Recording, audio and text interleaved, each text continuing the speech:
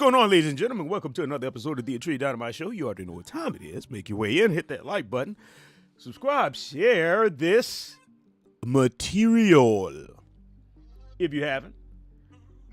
This is the zone where we go to do some narrative correction with a twist of occasional ratchetry, but we try to be productive in everything that we do. You see right there exactly what we're going to be getting into, exactly what we're going to be talking about today. Wakanda forever or Wakanda for never? So, yes, I saw Wakanda. So, a few months ago, I remember they were talking about the movie, and there was some speculation in the air, if you will. The speculation was, oh my goodness, what are they going to do? What are they going to do with T'Challa? T'Challa is dead. What are they going to do? That was the brother Chadwick Boseman, who played T'Challa, who passed away from cancer. Was it earlier this year or was it last year? He passed away. But so there was all of this stuff in the air about, oh my goodness, what are they going to do? I mean, I heard the take from Judge Joe Brown. Judge Joe Brown, he didn't even want to see the new one. He's like, I don't want to see it.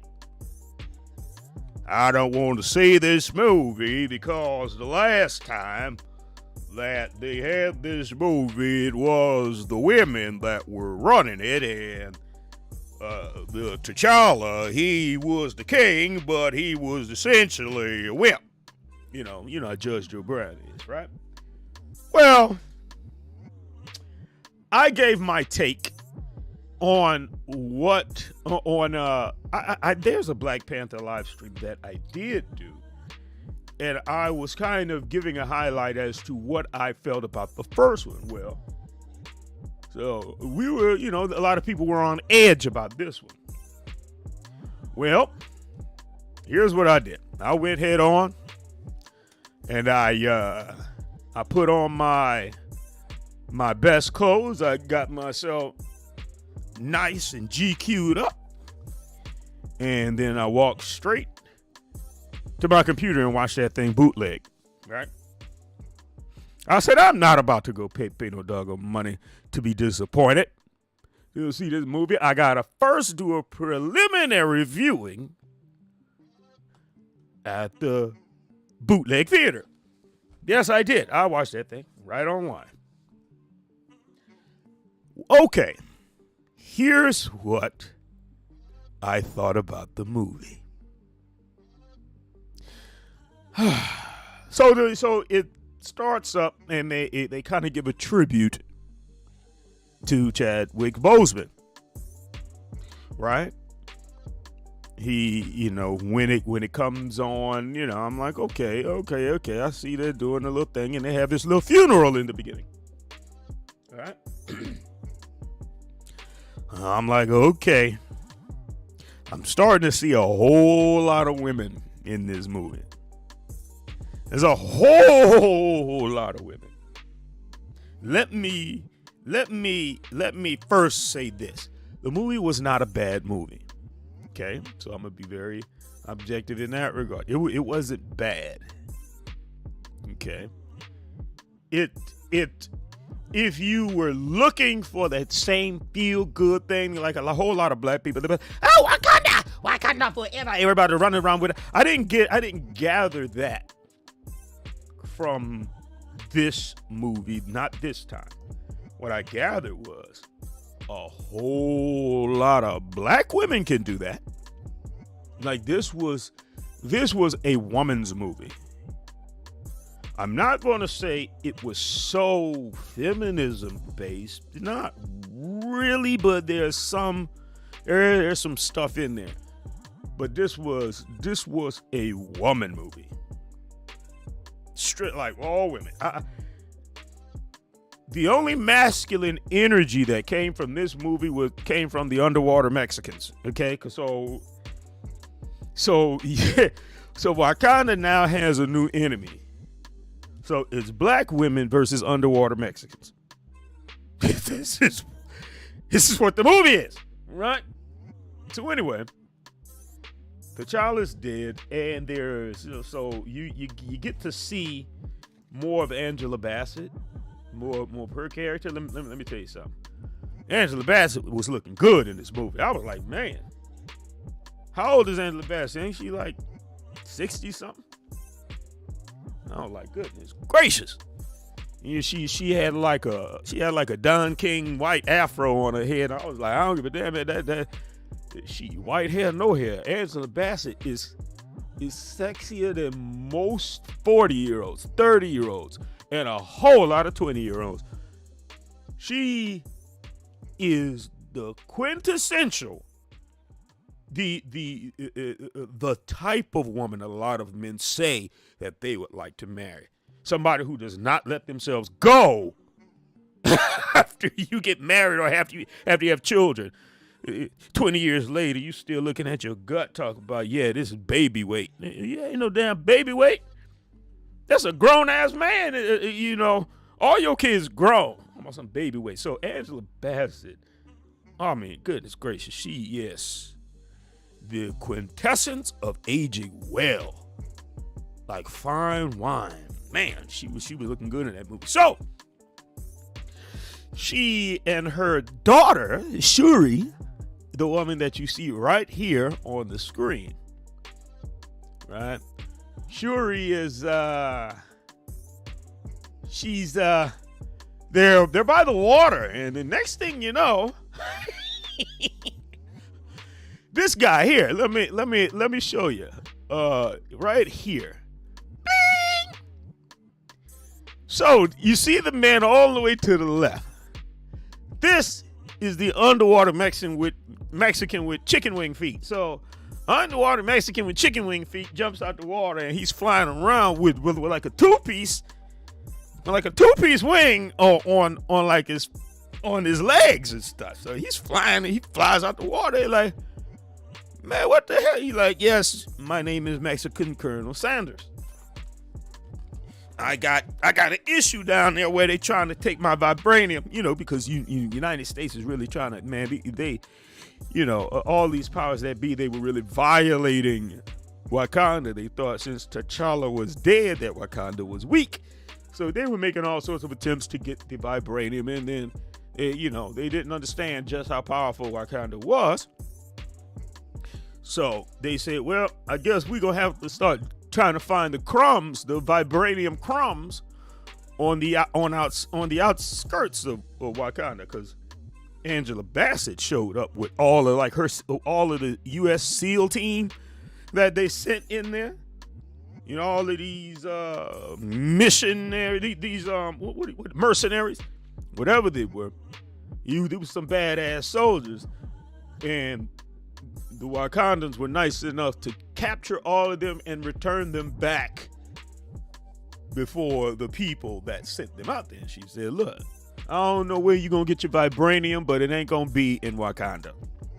They're like, damn, we got to figure out another way. So they found, they had this device. They were able to find vibranium on the ocean floor, beneath the ocean. And they're like, dang, well, here's what we got to do. And that's when the underwater Mexican was like, hold on, Holmes. What are you doing, man? Man, you can't come in my territory and then just take my stuff, man. So here's what I'm going to do. I'm going to fly out of the water with my two-piece chicken wings connected to my ankles, and I'm going to go find, these people in Wakanda. So he flew out the doggone water, and he's right there essentially threatening the Wakandans, threatening the queen, who is Angela Bassett. I said, okay, how they go play this? So now there's a new enemy. So here's what I noticed a lot of people were talking about. A lot of people were talking about black and brown coalition stuff. No, this was not no black and brown coalition. Not in this movie. There was no real brown. That this guy right here, who was the underwater 2-piece chicken wing on his ankles, man. He was like the only brown in it. Everybody else was blue. You know, so everybody else was like blue underwater Mexicans that were Aztecs, you know, that came from like the Aztec around the Yucatan Peninsula area. They kind of drank something and they turned into blue people and decided they gonna live in the water. Let me tell you something. I was like, ain't that some bug crap? Shit. You know what I would like to see? A movie where there's a whole lot of black women at a swimming pool party and they drink that doggone stuff so they can get in that doggone water. You know, a lot of black women be at swimming pool parties, sit with their hair done. They do not get in that water. But for some apparent reason, this little blue stuff, whatever this stuff was that, you know, these Aztecs drank, it made them go live in the doggone water. Changed all of their DNA. They died and then woke back up as underwater Mexicans, right? So now there's a new enemy. So it was not a coalition. This was like black and brown enemies, if you will. So you can kind of get that out of your mind, this idea of a coalition. Well, there was a device that was made. This device was able to attract all of the vibranium because, you know, hey, well, if we can't get it from Wakanda, we have to get it from somewhere. Where are we going to go get this vibranium? Well, so there, you know, the guy, the underwater Mexican king, he's like, hey, look, y'all need to find out who made this device that was able to detect this vibranium. And you need to bring that person to me. Or else I'm going to come and I'm going to kill all y'all. I'm going to wreak havoc because y'all can't whoop me. I got these. Look, you don't understand what it is. Look at these wings, man. Extra tasty, crispy. You can't whoop my ass. I'm too good. Right? So he said, here, take this shell, and flew back in the water and was like, yeah, call me when you got the scientists. It is what it is. So first of all, underwater Mexican came with hostility. I found that there was some symbolism in that. It was quite interesting. I was like, why they gotta live in the water? What are you trying to say? Is there like some sort of pejorative, some sort of racial pejorative that you're really trying to say here? Right? And then entering into the neighborhood, these people just being hostile. I've heard some talk like that before. Some people have said certain things, right? But anyway, I don't want to get off track. Well, so then Baldhead Okoye, whatever her name is, Okoye, the general, the one who had to, you know, kind of, she was like the masculine force over her own husband, whooped her husband's ass and locked him up in the last one. I was like, man, all of the men are weak. I don't really like this. I don't like how all of the men are just so weak in this damn thing. And in order for T'Challa to have any sort of strength, he needs to drink some grape juice in order for him to even be half a man. But just on average, he can't whoop nobody ass. You know, the only real man who fought off his own merit, who was able to whip everybody else without drinking all that doggone stuff, was Killmonger. You know, but he was supposed to be the symbol of toxic masculinity, which actually I looked at that as just masculinity. I was like, yeah, that ain't no damn toxic masculinity. That's just masculinity. You know, a lot of people are just used to their strength coming from being surrounded by weak men. You know, when most of the time, even the man that doesn't know how to handle you, he can dump you right on your head. He just doesn't. You know, so I was like, well, I don't know if I really like this direction. I would like to see a strong, united front of both the men and women working in tandem, and not this idea of we have to like make one greater than the other in order to raise the morale of black women. Because I did a show recently where I was showing this big gigantic black man getting all he had his McDonald's tray, and this little bitty midget black woman was destroying him, throwing his stuff all over the place. He like, ma'am, why are you doing this, ma'am? And she like, yeah, blah, blah, blah. And the only reason she was doing that is because there were other men. It's the idea that other men would come to her rescue. No woman would have been able to deal with that big ass gorilla that she was assaulting. But it's the idea of other men, and I don't know why they want to eliminate that factor. I don't know why they eliminated that factor. But with the underwater Mexicans, the men were strong. They had both men and women whipping ass. So when I saw that, I was like, okay, yeah. See, this is more like it. Now, they tried to give a little bit of shine to M'Baku. So he was kind of like a little bit of masculine, but it wasn't enough, man, because he still was getting his ass whipped all over the doggone place. Now, so she's like, listen, here's what we gotta do. We gotta go save the scientists, because we don't want them coming here and tearing us up. He's sitting there acting like he could come to Wakanda, the underwater Mexican king, like he can come over here and just whip us. We gotta go get this dog scientist. So anyway, they go out and get the scientist. Turns out to be this lady who's all the way to the right in this. So she's like a 19-year-old woman, all right? And let me tell you something. If this wasn't masculine energy all over the dog place, she would just want to fight every damn body. I was like, oh my goodness. Like, see, I'm like, who wrote this? Because somehow it's like the idea of empowerment is in just being just mean.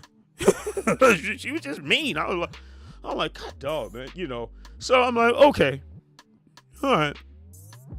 We got some masculinized women warriors running around here. They bald headed, but a lot of them were fine. I'm gonna say this. Let me tell you something. Denai Guria, boy, she was fine as hell. She was fine as hell in this thing. God dog with her bald head. I was like, whoo. I don't know about that bald head, cause look, I'm already bald. I keep my hair extremely low.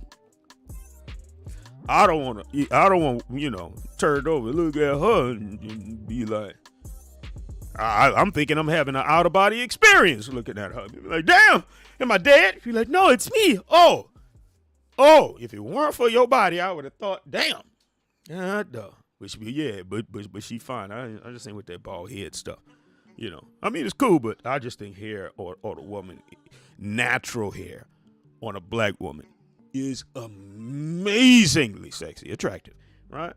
But anyway, so they get this scientist, this mean scientist. They're like, well, look, she like, I don't know you people, blah, blah, blah, blah, blah. Oh, you made this? You made this device? Yeah, I made it. I don't know y'all. Well, look, Colonel Sanders, Mexican Colonel Sanders is going to come here and kill you. He got pointy ears and chicken wing feet.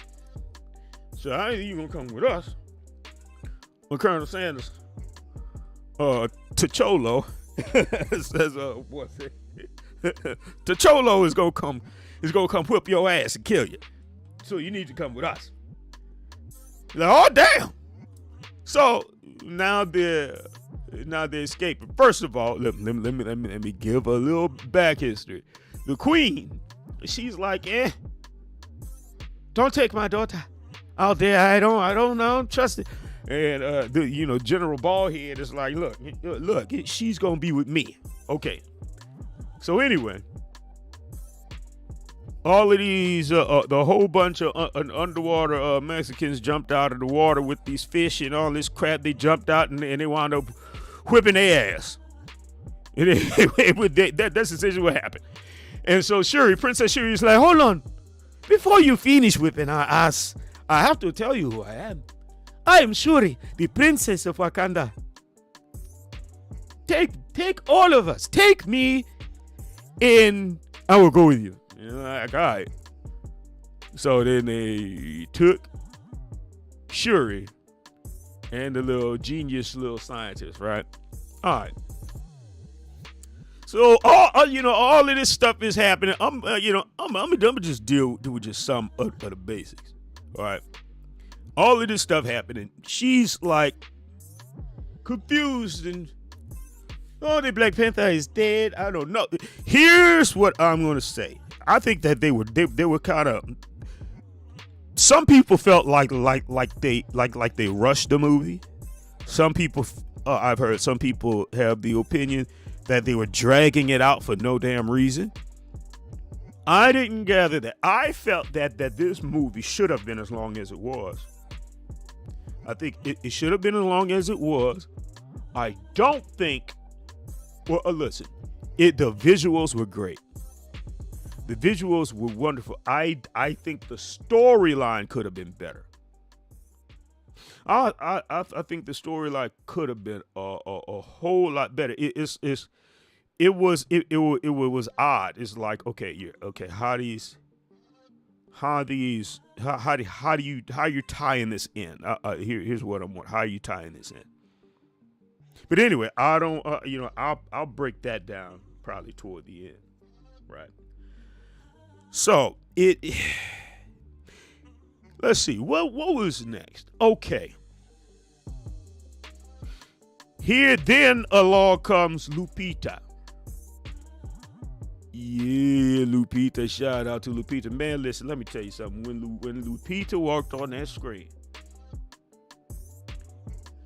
and I saw all that super duper black skin on that woman, I was like, let me tell you, I don't understand. Look, I don't understand black people.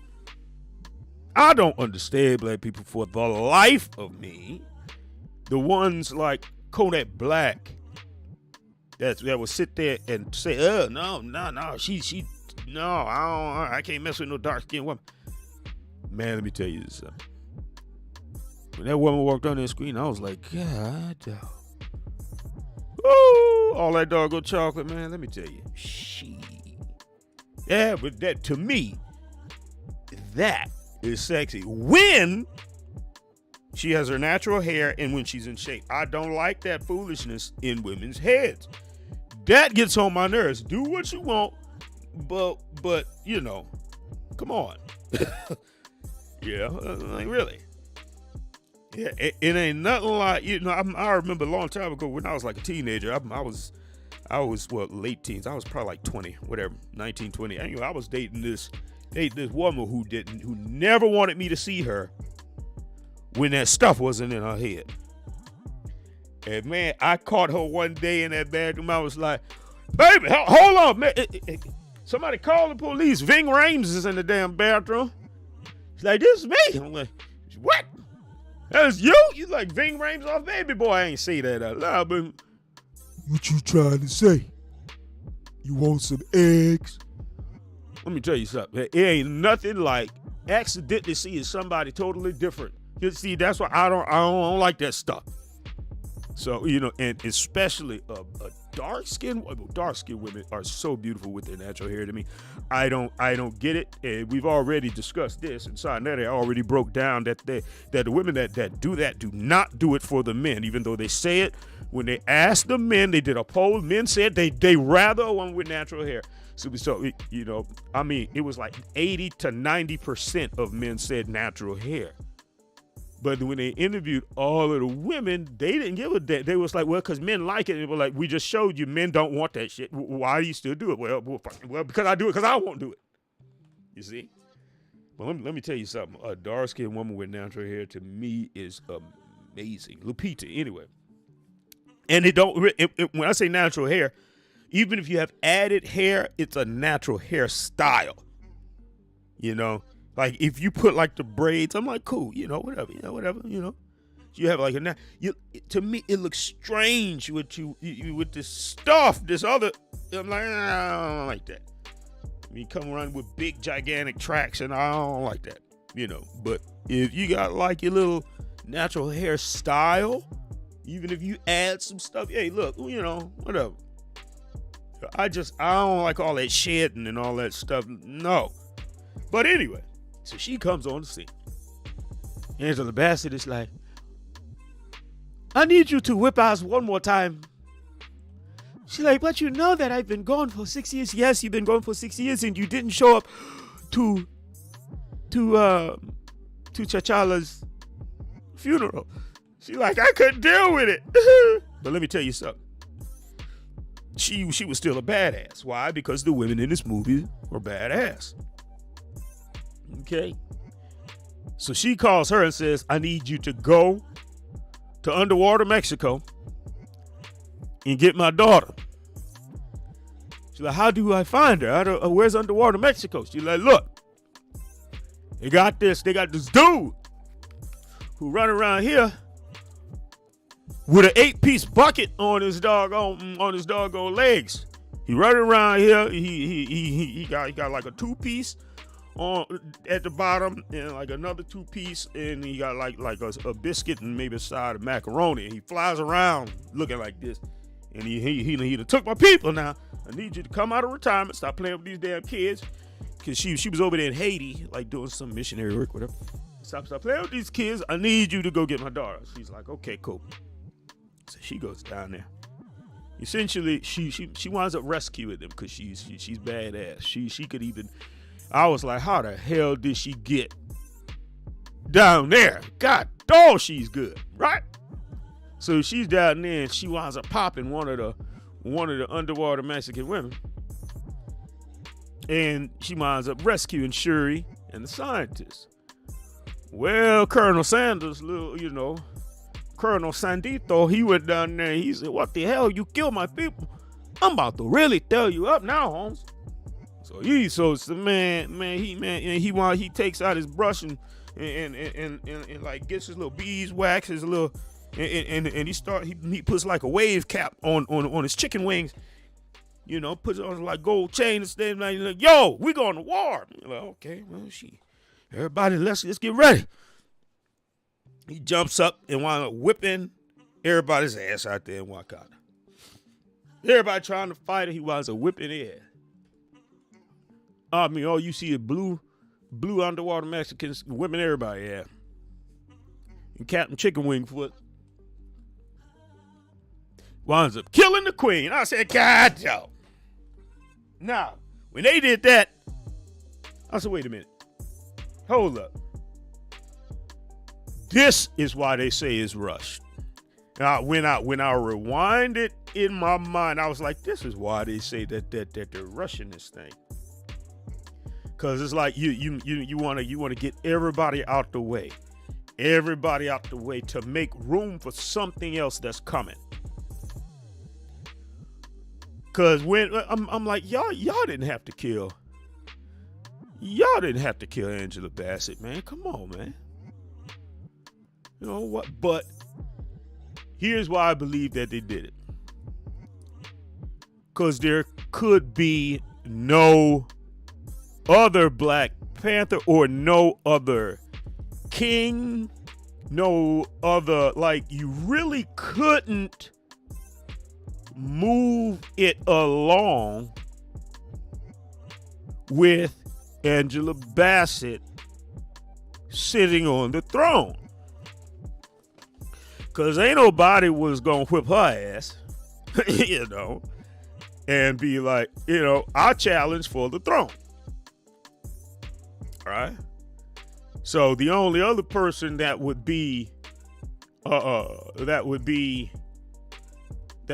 have a right to claim the throne automatically or go for it would be Shuri. All right? And Shuri against M'Baku is like, absolutely not. M'Baku with his big giant stuff, because you can't drink any of the apple juice. You can't drink any of the grape drink. You gotta fight head up, right? So when I saw that, I'm like, okay, are they killing her to get her out of the way to make room for, for some new Black Panther, right? Yeah. Ty Direct. I see what you're saying now. And so when they killed her, I'm like, oh damn. All right, so she's dead.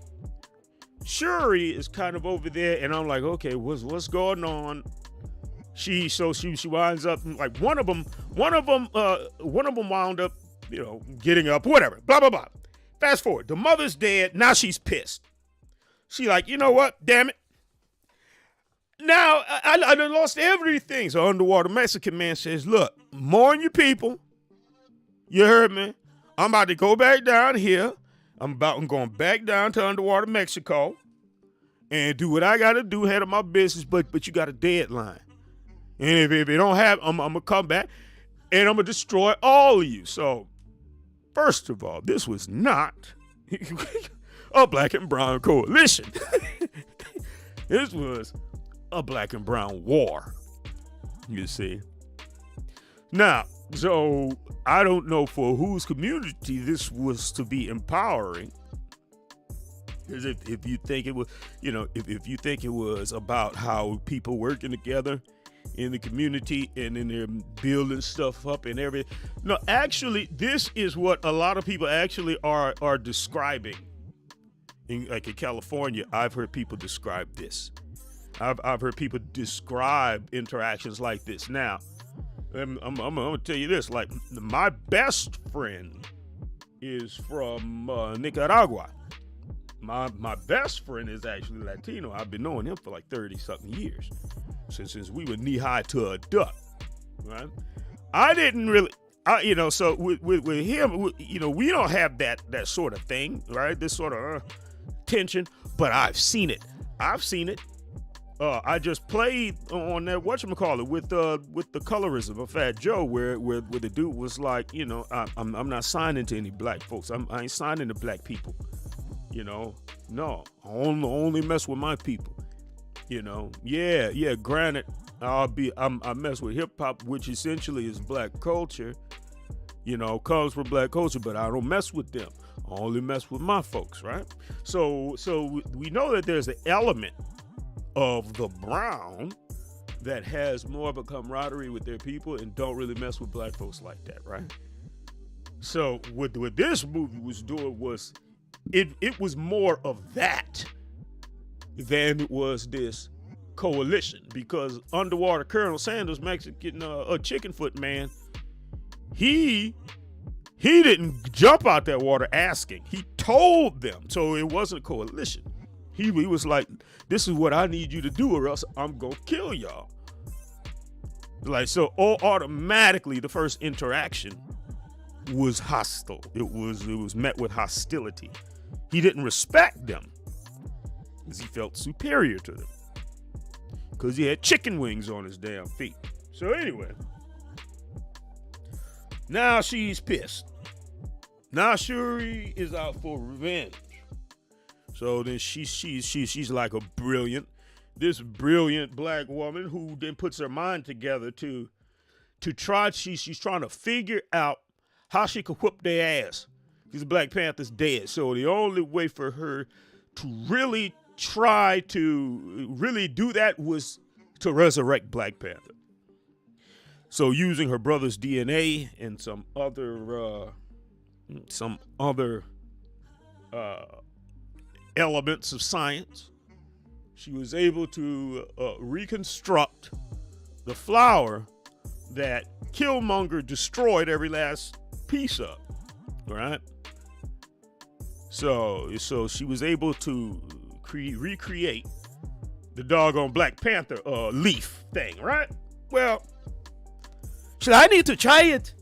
Let's smash it up and give it to me. So then Lupita with her fine self, God dog, man.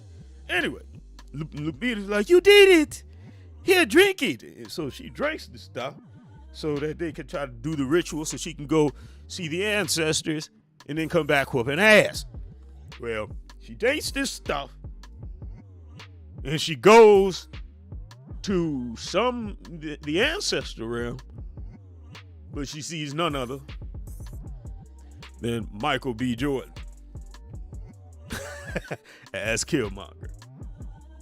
Now,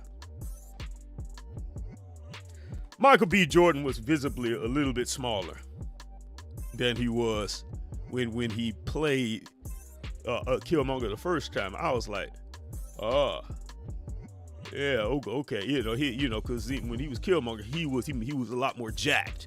I was like, well, in the ancestor realm, they ain't got no weights on me, so he like, well, so anyway, so she's like, hey, why are you here? He like, well, you need to ask yourself, why are you here? Why am I the one that showed up? So which is kind of strange. Which I think was a curveball. I think they just kind of forced that in there because there's so many people that wanted to see Killmonger back in it.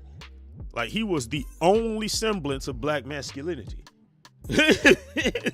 Well, black male masculinity, because there was a lot of women in there that were black and masculine. All right. So we ain't gonna just discount that there was masculinity in the movie. It just was not in the form of men, which is kind of a slight. All right. And then they had like some ant head woman. I don't know, man. Well, I don't know what that was. She had this big head, like she looked like an ant. And I don't know. She was supposed to be like queer representation. She was kind of confusing to me. I was like, what's going on here?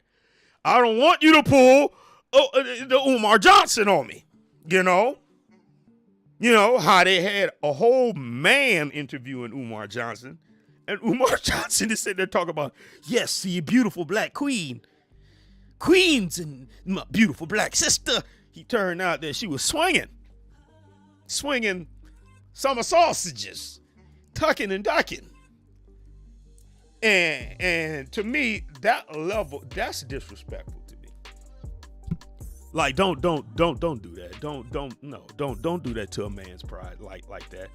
DJ Vlad did that to Lil Boosie, right? Where he showed this picture of this transgender person, this man who got his body parts altered, and showed the picture to Boosie and was like, oh yeah, she's straight. Yeah, she fine. He's like, that is a transgender. He be like, oh, you wrong for that, man.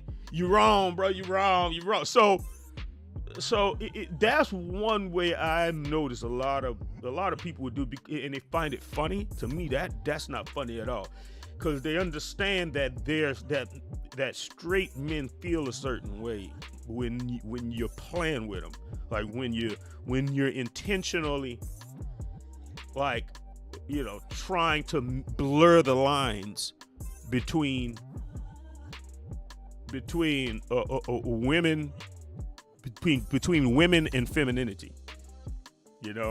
Women and femininity. So when a man starts mimicking feminine aspects, they show it to a straight man and then laugh about the fact that you were able to trick him. To me, that's disrespectful. I don't like that stuff. So anyway, so I'm looking at this movie and I'm like, okay, what is this? Is this okay? I see that this is what they were talking about when they were talking about queer representation. Okay, so when I look at this person, I'm like, okay, this person is kind of odd looking. Like this person kind of looked like an ant, right? To me, whatever. But it had nothing. Whatever. I don't want to get lost on that. But I just found that quite interesting,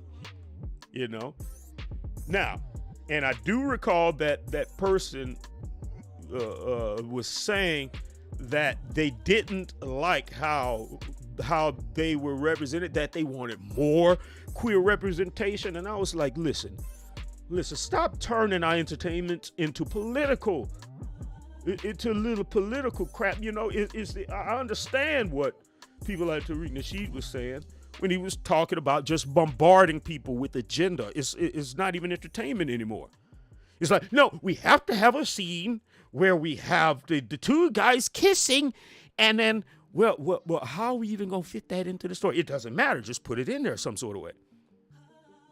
So, yeah, so there was a whole, there was a little agenda going on in this movie, right? And, and one thing, some people think is black folks are stupid. And sometimes black folks, I've noticed, will stomach the foolishness because the entertainment value, like proportionally, is greater than the foolishness. That's why Power, with 50 Cent's little series, Power, it was good. That shit, it was a very good show. Power, right? But then when they started getting into some of the books, like Power book, book 1, 2, all that mess, the agenda started getting crazy. It's like you were just showing Drew and whoever that other dude banging each other. It's like, man, niggas don't want to see this, man, right? So then what they would do is like most of the show was good, but then they throw that agenda in there, which had nothing to do with anything going on. I was like, dang, man, but when it was like most of the heterosexual things, they would let you know it was about to go down. I mean, look, it's not like that anymore. I remember when I was a kid, whenever people were kissing on TV, my mama would cover my eyes. She would tell us, "Oh, turn our head, turn your head, don't look, cover your eyes." Nowadays, they hurry up and throw it on there. They don't even lead up to it. And they're like, well, it's your fault.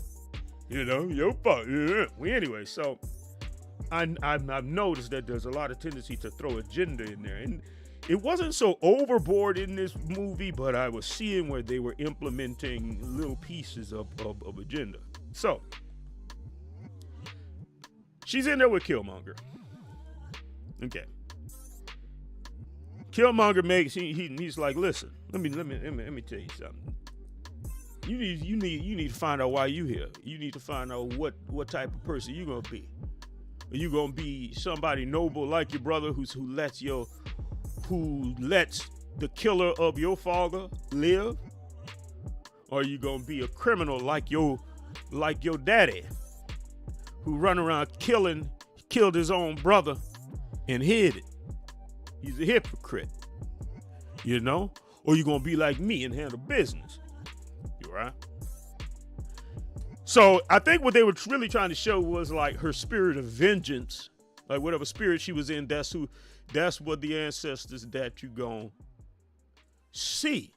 But they threw that in there because that's not how it was on the first one. The first one, it was about whether or not you're even gonna see the ancestors. So it was about either seeing the ancestors or not. Okay? With this one, it's more of just seeing somebody. Right? So anyway, that I believe that's why they added Killmonger in there, because a lot of people really wanted to see Killmonger again. So they kind of forced that in there. That was kind of weird to me. So anyway, she comes out and they're like, who did you see? I ain't see nobody. Shit, leave me alone. I ain't seen nobody. Nobody was there. And then she hits a statue and the statue goes flying across the damn room. And they're like, I don't know if you saw anybody, but that damn serum works. You strong as hell. She like, yeah, okay. Here's what we gonna do.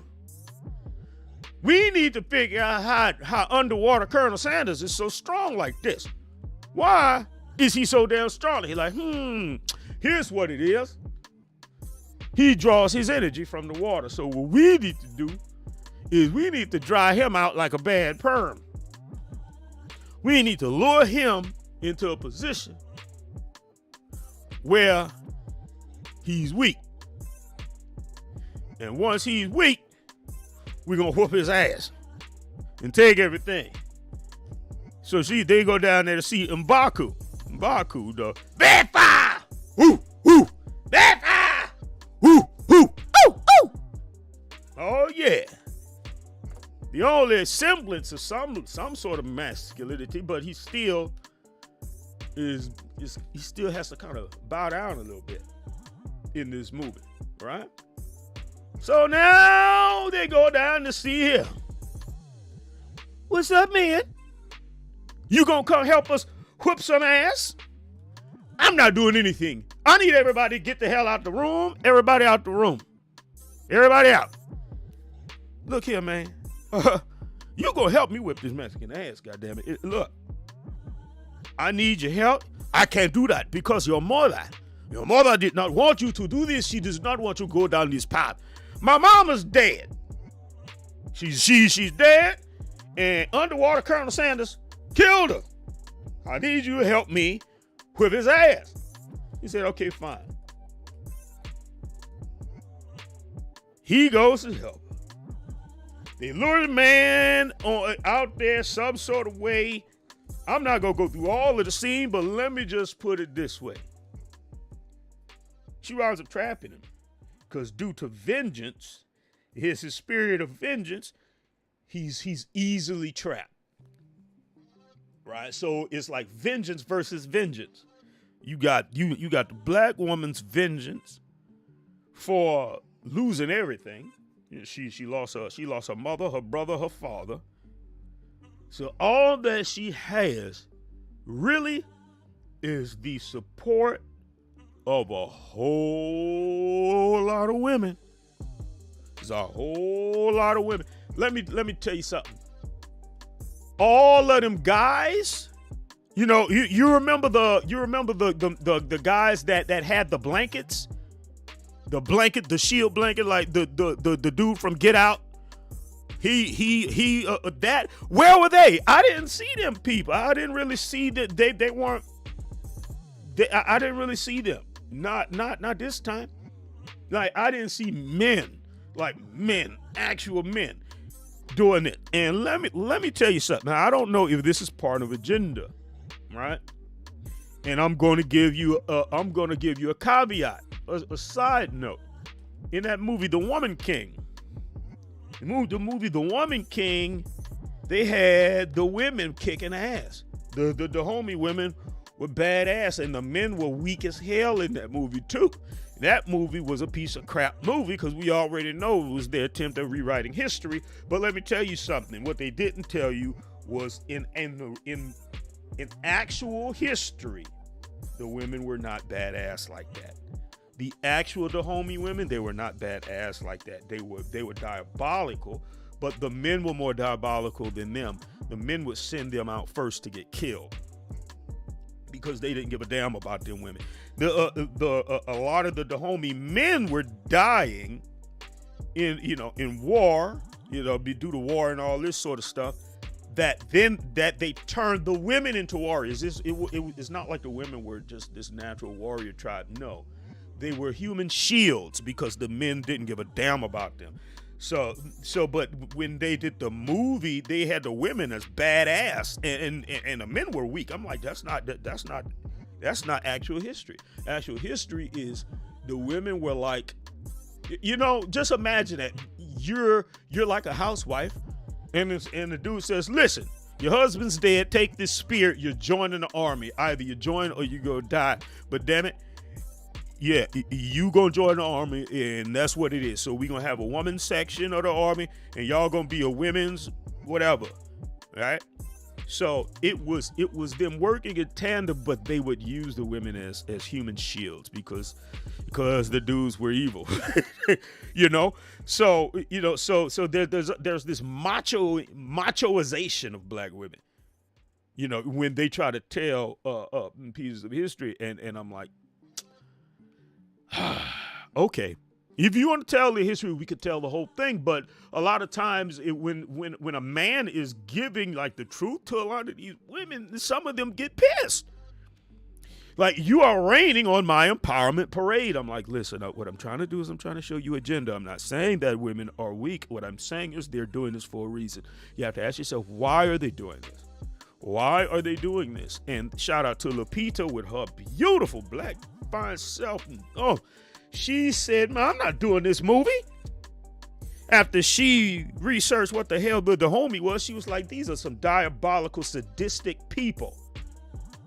I'm not doing this. Right? But I saw a lot of black women that didn't do their due diligence, that felt empowered by this movie. Now, we know about the ones that are on code, because the ones that are on code, they look at this movie and say, kiss my ass. There's no such thing as empowerment through destroying your people. Now, I ain't gonna say your people, but because the homie, they were their own people. But the people, so yeah, so we're not gonna do this sort of thing. When Africans sold other Africans, that was your people. No, that wasn't my people. You stop throwing us all in the same bucket, but don't feel empowered by this sort of propaganda, right? So that was a good caveat. Just wanted to point that out, that tendency to really show macho women against what history actually was. How they really used the macho men, threw the women out there as targets so that people would run out of ammo. And then the actual male army went in there and handled business. So let's tell history actually how it was. Now, so Shuri, who is now the new Black Panther, has Mexican Colonel Sanders lured, and they wind up on this island because she's like, we need to keep him away from the water, dry him out, and they start fighting, and she nearly kills the dude. She hits him right in the two-piece wing on his damn feet.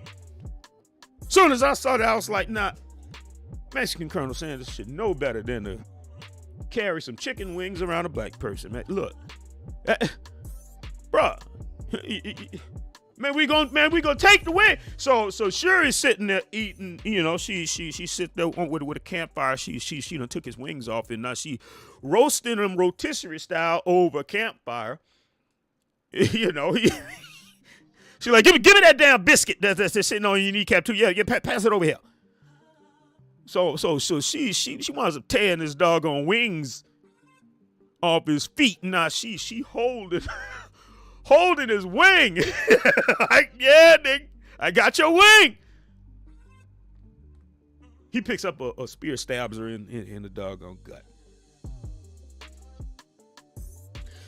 Starts trying to make his way to the water.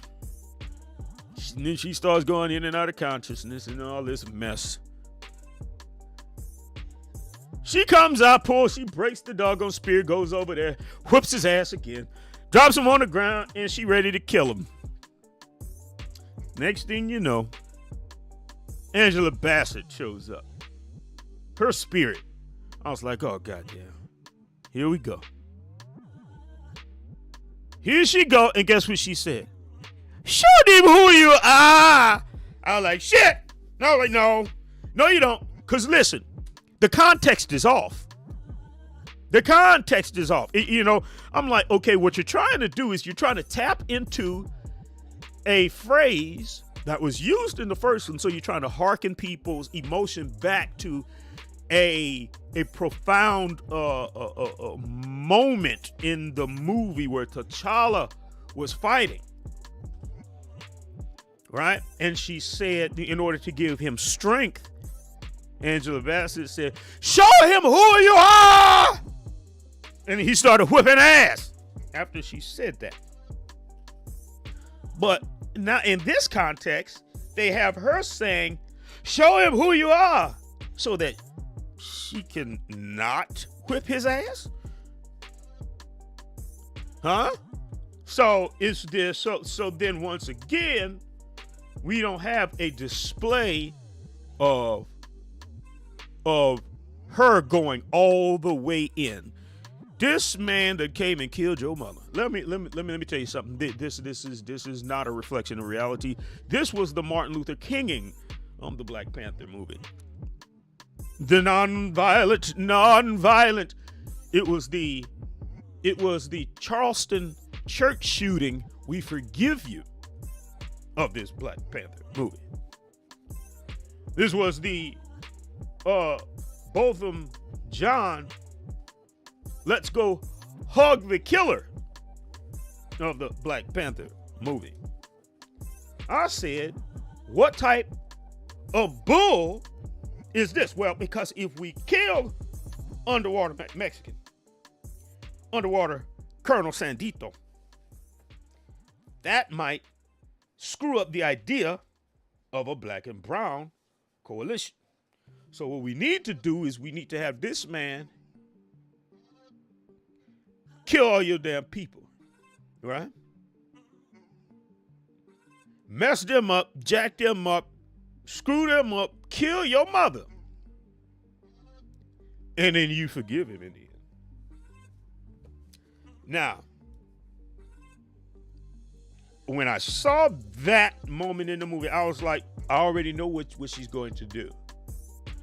Here's what she wound up becoming. In technicality, she was the new underwater ruler. If you really stop and think about it, because she was able to get him to yield. You know, she was able to get him to yield. She's like, listen, you got people to deal with, homie. Now I can kill your ass. Look, I've been there to your underwater waterland. I saw your people. You took me all around and all this stuff. But let me tell you what's gonna happen. I'm gonna kill your ass, and your people they gonna get mad. But none of them got chicken wing feet like you, so they can't fly. You the baddest, right? But when you gone, they gonna be vulnerable, homie. So listen. Here's what we could do. You yield, and Wakanda will make sure that nobody finds out about you, and ain't nobody gonna ever mess with you again. So now she was big dogging him. So now she's in this strong position. The position of the queen, dominator of the underworld, of the underwater world. Now, it was interesting, this movie. I think the movie was good, but good as in I like the visuals. Angela Bassett with her beautiful self, God dog. There was a whole lot of eye candy in this movie. The women were amazingly beautiful, fine as hell. The men were weak. There was nothing conclusive. Now, tell me this. Can somebody tell me, is it true that Lupita had the son of T'Challa? Did she really have his son? Because I didn't. That's what somebody was saying. That she had his son. I didn't see that part. If that is accurate, please let me know. Because the last thing I saw was M'Baku go challenge for the throne. And that's how it is when you dress up nicely to go watch it on bootleg like I did. You see? As I said, there's absolutely no way I'm going to go waste my money on a movie that's going to disappoint, because I see already there's a design of agenda happening with these damn people. And here's something that I'm going to say. And you could take it however the hell you want to. I could really care less. Whenever you see any propaganda where a man is in the back, you already have to ask yourself, first of all, whose money is behind this? What agenda is afoot? Shout out to Ryan Coogler. I think what Ryan Coogler was doing was he was trying to show empowerment to black women. Black women empower. I was not so upset about that because I didn't really see too much masculinization of men, as opposed to, because that's what we see. In order to empower women, you have to emasculate men. I don't like that. That I don't like. So I was already on edge looking for that in this movie. I didn't see too much of that.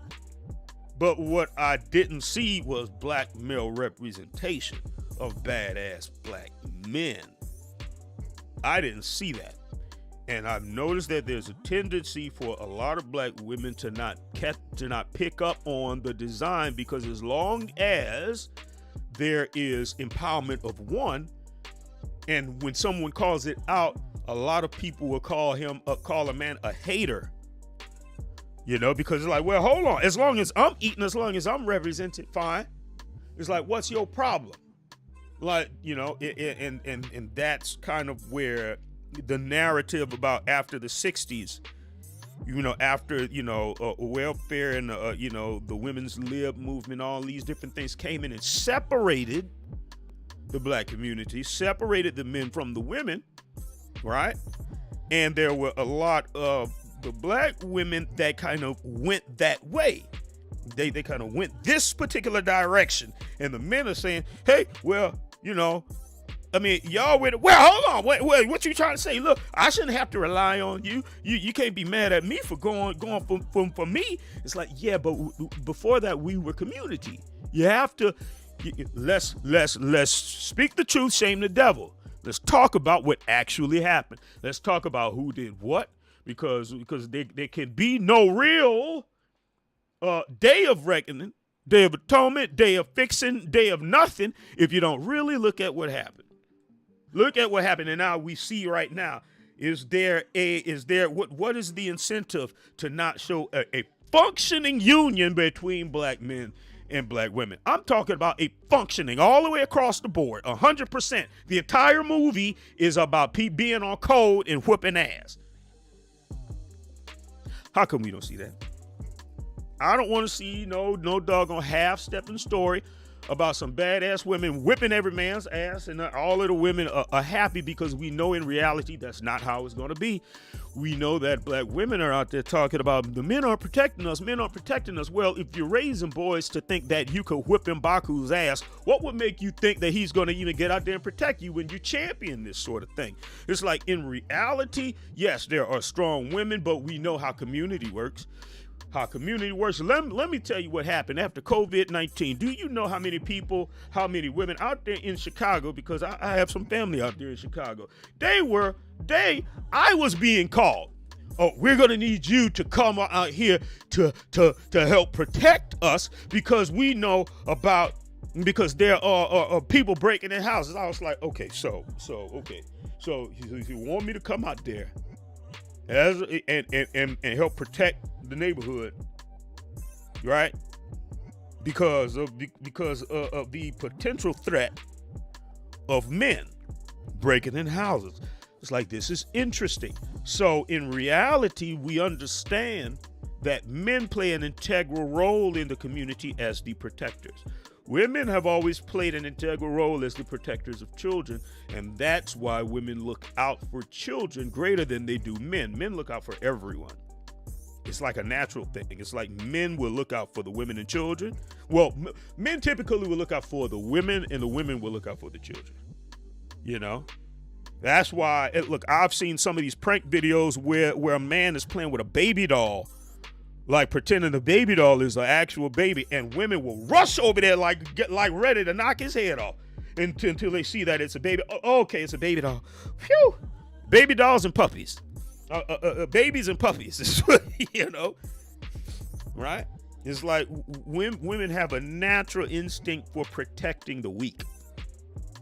All right, looking out for, like, hey, they have a maternal instinct. So it's not that women are weak, like they can't whip ass. Women can whip ass, and there are some women that are stronger than men. I just saw one thing where this woman zipped her boyfriend up in a suitcase and killed him. You know, I'm like, how the hell are you that weak you get in the damn suitcase?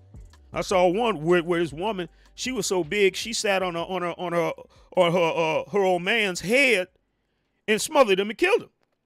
Yeah, he was asleep on the sofa and she sat on his head and killed him. So, yeah, so I've seen instances where there are women that can exact some sort of physical dominance over a man, right?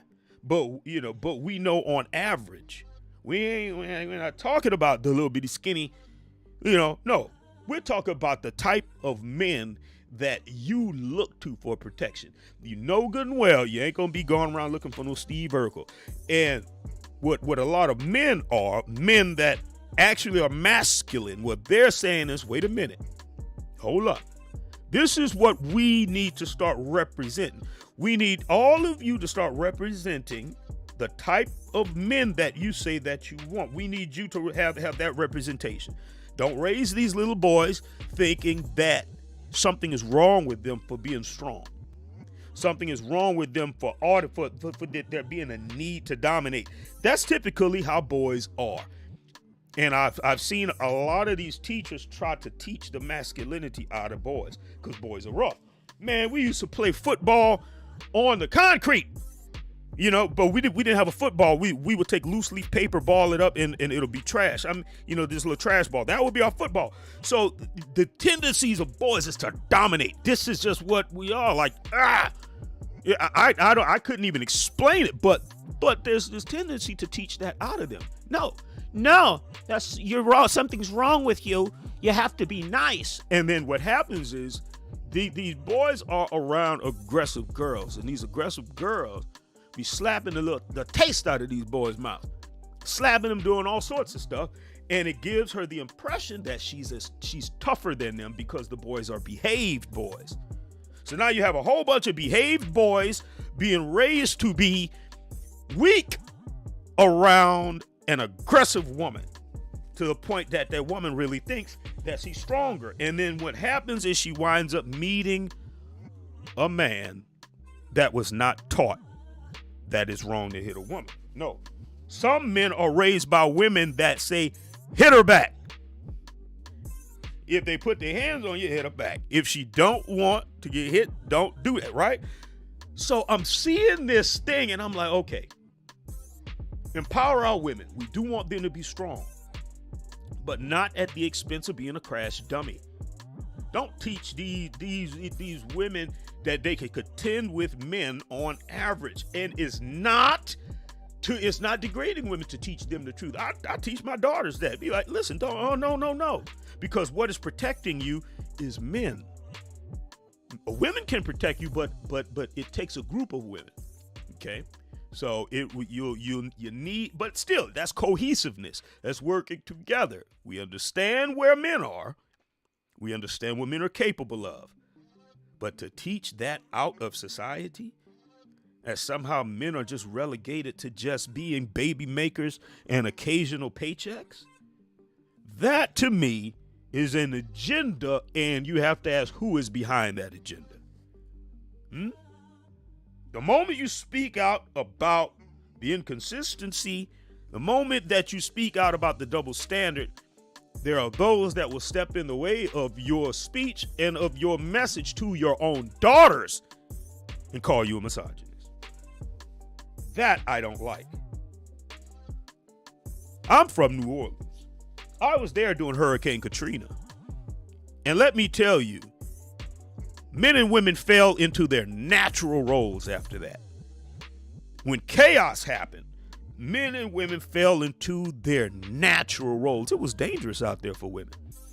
Yes, because the predators, let me tell you something, when you remove the protection, which is the police, 911, there was no 911. There was no one to call. And the military came in, they declared martial law. So the military came in and you couldn't call the military because their agenda was not you. Their agenda was to bring order to the chaos, and sometimes by means of shooting people. Okay? So for a woman in all of her idea of being empowered, the strength, it was extremely dangerous for them, and women saw that.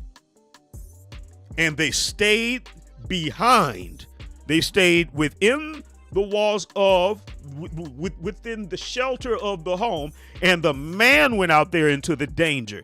Let me tell you something. When you don't have a man, guess what? Guess who's going to be out there contending with those animals when chaos comes? Because it comes. I saw it. I was in it. Who's going to be out there contending with them animals? It's not going to be you, especially if you have children. What are you going to do? What are you going to do? I know what reality is. So when I see movies like this, I say, it would be so much better if they would show cohesiveness in the community and show what the actual roles are. We know in reality for thousands of years, it was not women going out there protecting the men. We know that the women gave the men their sense of duty. You think that men protect women just because they have a vagina? Absolutely not. Well, some simps do, but men would protect the women because the women were the gatekeepers of the generations. What are you talking about? There would be no more us if it were not for the fact that she has my children. I must protect that. You see? But now somehow along the way, they took the nobility of out of that and turned it into oh, men are trying to oppress you. It's like, do you know how difficult? Like, you don't know what you're talking about. You think you do because it's easy right now. You can work, you can pay a bill, and when something breaks down, you can call somebody. But when there's no one to call, I've been in it. A lot of us have been in it. Those of us, especially those of us that have witnessed disasters and been part of disasters. That was the breakdown of society. And I saw just how they were killing people for batteries. Flashlight batteries. Yes, batteries. Batteries. Now, how you gonna whip M'Baku's ass if he walks up to you and say, give me them damn batteries? Yes, there were women that were having their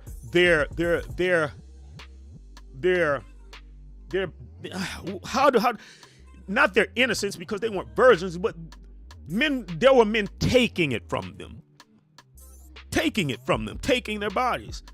Yeah, in the Superdome, because it was a whole lot of them went to the Superdome for shelter, and there was all manners of debauchery going on in there. And who was going to be there to protect them? Huh? If you were not aligned with the men, because there were men doing it.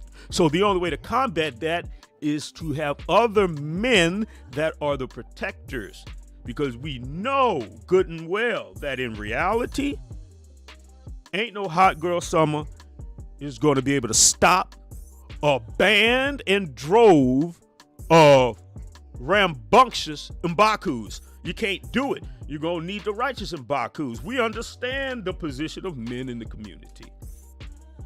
So when I see movies like this in Hollywood, I really would like to see a representation of what we know reality will be should the day of chaos come. These things I know. I knew a guy, Navy SEAL. We were sitting talking one day. A partner who's a Navy SEAL, another guy with Special Forces. We're sitting there talking, and guy, he essentially brings up the idea that he doesn't, the Navy SEAL buddy. He was like, I don't like being in combat with women. Now, if he got out there and he said that to the world, this a Navy SEAL, the baddest, whatever, right? But when he said that, he said because, granted, there are some women that it could be tough, whatever. But he said that when the bullets start flying, they turn back into their natural selves. Like, you actually have to harden yourself as a woman. It's very difficult, especially if you're a mother, to be able to turn that off and to turn on what a man can turn on automatically, But to say that now, people, even women, will come after you for saying that because they don't want to hear it until that day of chaos actually comes. Because a man who wants to save the life of his family and of his of his own mother, of the women in his community. He doesn't give a damn. Like with reason. I'm not saying he's just crash dummy. I'm saying it's automatic. It's like he doesn't have to debate. Well, baby, you want to go see what it is? Are you sure? I could sit back and you did say 50-50, right? So 50-50. Remember that time when a roach was downstairs and I went down there and checked and it was going chicka and you didn't want to go see and then I went. So you said we were going to take turns just like when we went to Applebee's and I took turns that one time. I paid and then you paid. I went to go see. It's like, shut the hell up. We know what a man is going to naturally do. And this is what I'm talking about. We need to champion this. Don't destroy the boys. Don't over masculinize the women because we know what happens. We know what happens. When chaos comes, people fall into their natural roles. I love the idea of black empowerment and to show strength. I love the idea of showing strong women that have the ability to be cooperative and have the ability to whip ass. But I don't think that it should come by showing the only community that does not have male leadership. Because the underwater Mexicans, they had male leadership. Mexican Colonel Sanders, he jumped out there, and there was no excuse for his strength. There was nobody trying to explain his strength away. And shout out to Urian Carter. I mean, yeah, what you're saying, you said there's no black and brown coalition. I mean, hey, you might be on something, right? So anyway, look, when I see this, I want there to be like more positive representation of black men. This is all I'm saying. If we can see that, I would take my hats off to Marvel and say Wakanda forever. Right? But anyway, I appreciate all you guys for tuning in to this take. The movie was decent. It was not a bad movie. But there was a little bit of agenda in there. And, you could watch it and make your own choice. Right? Take it with a grain of salt. It's just a movie. But people are very influenced by what they see on movies. Keep that in mind. I love the idea of brilliant black women. What I don't like is this idea that they can only come by weakening the men.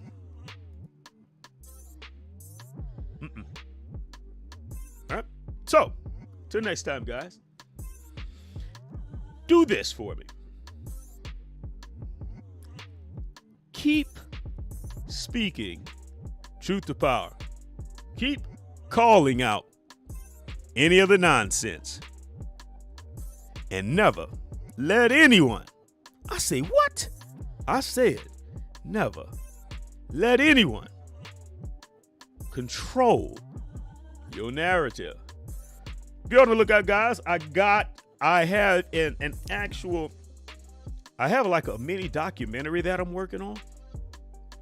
So, guys, if y'all can support in any way by hitting the like button, sharing content, speaking out, that would be greatly appreciated.